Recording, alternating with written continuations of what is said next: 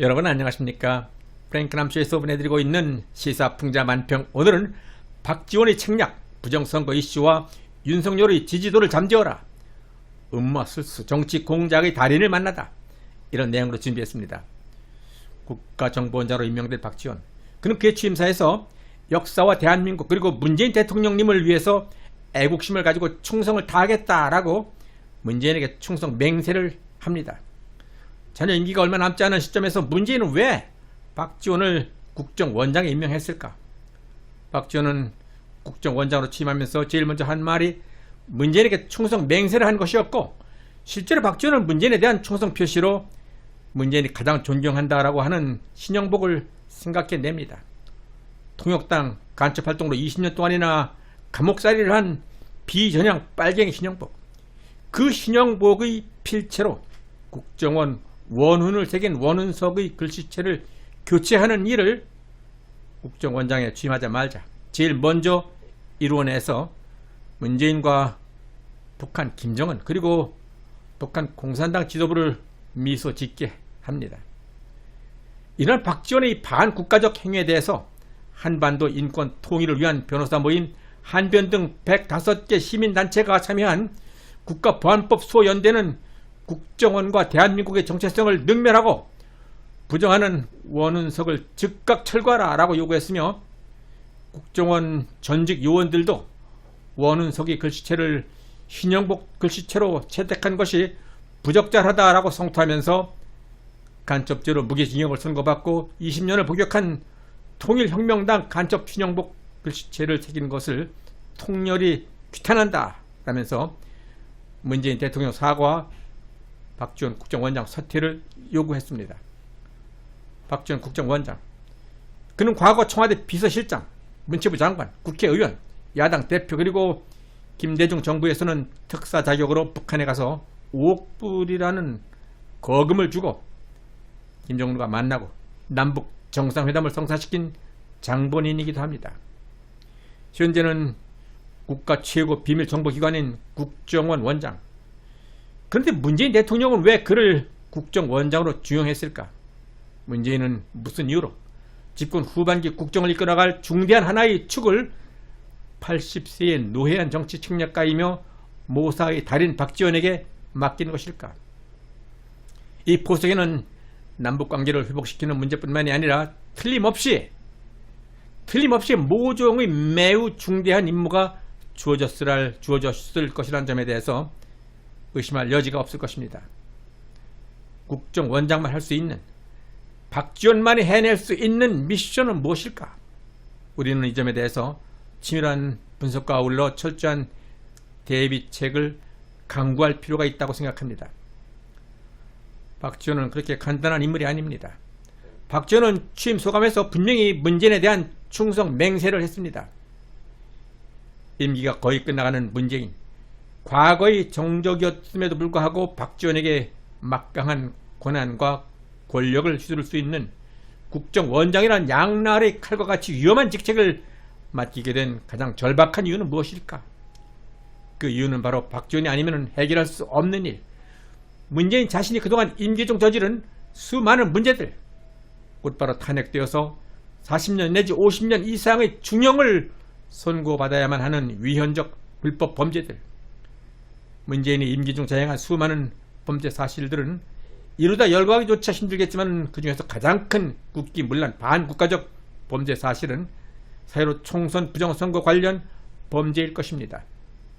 조중동을 비롯한 KBS, MBC, SBS 등 주력 언론에서 그 문제의 심각성을 고의적으로 은폐 내지는 침묵을 해서, 그렇지만은 사실 부정선거 문제는 이미 전 국민 대부분에게 알려진 초대형 사건이기 때문에 언제라도 예상치 않은 곳에서 어떤 작은 충격에 의해서라도 폭발할 수 있는, 그 폭발의 강도가 한반도 전체를 뒤집어 놓을 수 있는 그러한 힘을 가지고 있는 무서운 사건입니다. 바로 이것입니다. 박지원이 해결해야 할 미션, 충성할 수 있는 길은 오직 문재인 퇴임 후에 안전을 보장해주는 길이 가장 중요한 일이라고 보아야 할 것입니다. 문재인과 그가 임명한 조혜주 중앙선관위 상임위원, 김명수 대법원장, 그리고 민주당 실세들에 의해서 저질러진 대형 사고, 부정선거 문제를 해결할 수 있는 사람은 문재인 주변의 좌파 운동권 인사들 중에는 아무리 찾아보아도 없었을 것입니다. 따라서 할 수 없이 위험 부담을 감수하고서라도 비교적 프로페셔널한 전문가에게 맡길 수밖에 없었을 것입니다. 퇴임이 얼마 남지 않은 문재인에게 남북관계 개선은 그리 중요한 문제가 아닐 수도 있습니다. 또 하나의 중요한 미션, 그것은 야당에 의한 정권 교체를 막는 일이 될 것입니다. 부정선거 파묻기와 좌파 정권 사수, 이 두 가지 미션에 대한 비밀작전은 이미 시작이 된 것이고, 이번 롯데호텔 식당 박지원과 조성은의 만남은 두 가지 문제를 함께 해결하기 위한 첫 번째 작전을 시작한 것이라고 보아야 할 것입니다. 박지원은 조성은에 대해서 앞으로 언젠가는 이용할 가치가 있는 인물임을 오래전에 간파하고 먼 수를 내다보고 조성은을 국힘당 내에 심어놓았던 것입니다. 그 내면에는 김무성과 유승민한테 사전 양해와 상호 협력 관계가 이루어졌을 것입니다.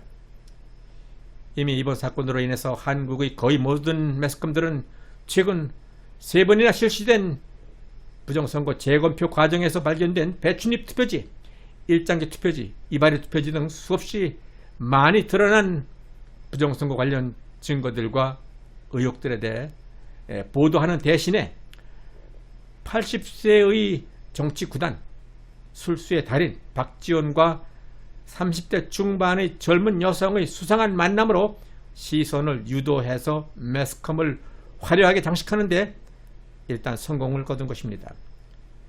현재 여야 대선 후보 중에서 가장 지지도가 높은 윤석열 후보의 지지세를 끌어내리기 위한 작전도 이번에 함께 추진되고 있는 것입니다. 물론 윤석열 쪽에서는 정치 공작하지 말라라고 펄쩍 뛸 일이지만은 과거 김대엽이란 정치 공작 청부업자가 병풍 사건을 터뜨려서 거의 청와대 문턱까지 다가간 이회창을 끌어내린 성공 신화가 있지 아니한가. 이번 사건도 어쩌면은 공수처와 검찰이 사냥개같이 악랄한 수사관들을 수십 명 투입시켜서 4~5개월 이상 물고 늘어진다면은 게임은 끝나는 것이다 라고 저들은 생각할지도 모를 일입니다. 이번 사건에서 언론에 밝혀지고 있는 사실 중에는 30대 중반의 제법 시선을 끌만한 젊은 여성 조성은이 박지원과 최고급 호텔 식당에서 밀회 성격의 식사를 했다라는 사실과 조 씨가 12일 방송에 출연해서 박 원장과 상의한 듯한 뉘앙스를 풍기는 9월 2일이라는 보도 날짜는 우리 원장님이나 제가 원했던 거나 제가 배려받아서 상의한 날짜가 아니다 라고 미끼를 던지는 의미심장한 메시지를 발표합니다. 이러한 미끼를 언론과 제1야당은 무심결에 진실을 자백한 것이 아니냐라고 일제히 물고 늘어지는데, 이것이 바로 노회현, 박지원이 원했던 시나리오이고 그를 미소짓게 하는 고단수의 정치 공작일 것입니다. 이에 대해서 윤석열 전 총장도 저에 대한 정치 공작을 조 씨와 박 원장이 함께 상의하고 논의했다는 얘기 아니냐라고 격한 반응을 보이는 것이고, 이것 또한 박지원 의도대로 사건이 전개되고 있는 것입니다. 이런 사건은 애시당초 실체가 존재하지 않는 썰로 꾸며진 공작 음모이기 때문에 과거 미국산 소고기 파동 때 광우병 소고기 먹으면 뇌에 구멍이 숭숭 뚫린다, 또는 장자연 사건의 증인을 자처하면서 사기극을 벌리다 카나다로 도망친 윤지호 사건에서 국민들은 얼마나 많은 기간 동안 저들의 세치 혓바닥에 놀아나고 언론에 휘둘렸는가를 생각해 볼 필요가 있는 것입니다. 당시 민주당의 몇몇 중진 의원들마저 윤지호를 의인으로 지켜세우고 또 많은 언론이 윤지호라는 철딱선이 없는 여성의 사기쇼에 놀아났던 것입니다. 하지만 어느 한순간 거품이 빠지고 누군가에 의해서 사주를 받은 윤지호의 사기극으로 결말이 났는데, 이번 박지원 국정원장과 조성은 사건도 성격은 다르지만은 두 사람의 황당한 언행에도 민주당 의원들이 앞다퉈 윤석열을 공격하고 수사기관까지 합세하는 그러한 모양새로 보아서 단지 일회성 해프닝으로 넘겨버릴 수만은 없는 일인 것 같습니다. 이번 사건에서 조성은은 그 이전에도 여러 차례 국정원에서 박지원 원장과 만나서 몇 시간씩 함께 있었다라는 사실을 언론에 그대로 밝히고 있는 그러한 점이 어쩌면은 의도된 언론 플레이일 가능성이 있다는 점입니다. 왜냐하면 그와 같은 사적인 만남은 얼마든지 비밀을 그대로 유지할 수 있는 일이고 구태여 공개할 필요가 없는 일입니다. 그런데 조성은은 한 발 더 나아가 박지원 원장과 나누었던 대화 내용까지 공개를 하고 있는데, 이 중에는 공개가 되면은 이혼해야 할 정치인들 많을 거다 라고만 전해라 라는 대목입니다. 이것은 조성은이 모든 것을 꿰뚫고 있는 박지원이 조성은에게 의도적으로 일부러 슬쩍 흘린 것이고, 쌈장인지 된장인지 모르는 애송이 조성은은 자신을 과시하고 싶어서 이러한 내용을 그녀의 페이스북에 올렸던 것입니다. 한국 정치에 입문한 정치인이라면 누구나 금전적인 문제와 개인의 사생활에서 100% 결백을 주장하기는 어려울 것이고, 국정원의 박지원은 이러한 면에서 자신이 칼자루를 쥐고 있다는 것을 과시하기 위해서 조성은의 입을 통해서 정치인들을 은근히 협박을 하고 있는 것은 아닌지, 지금 국힘당 내에는 자신이 분명 당일 투표에서는 큰 표 차이로 이겼음에도 불구하고 사전 투표에서 말도 안 되는 비율로 표를 도둑맞고 의원직을 강탈당한 억울한 사람들이 있는데, 그들은 왜 부정선거 문제에 대해서 입을 닫고 있는가? 무슨 이유로 중앙선관위 표 도둑질에 대해서 본인은 분명 알고 있으면서도 아무 말을 못하는가? 그리고 또한 이준석이나 조갑재, 정규재 같은 그러한 경우 본인들에게는 아무런 도움이 되지 않는 주장으로 수많은 사람들로부터 욕을 바가지로 먹어가면서까지 극구 부정선거에 대해서 그토록 팔을 걷어붙이고 선관위 쪽의 편을 들어야만 하는가? 여기에는 분명 저들이 공개할 수 없는 말 못할 또 다른 큰 비밀이 존재한다고 보아야 할 것입니다.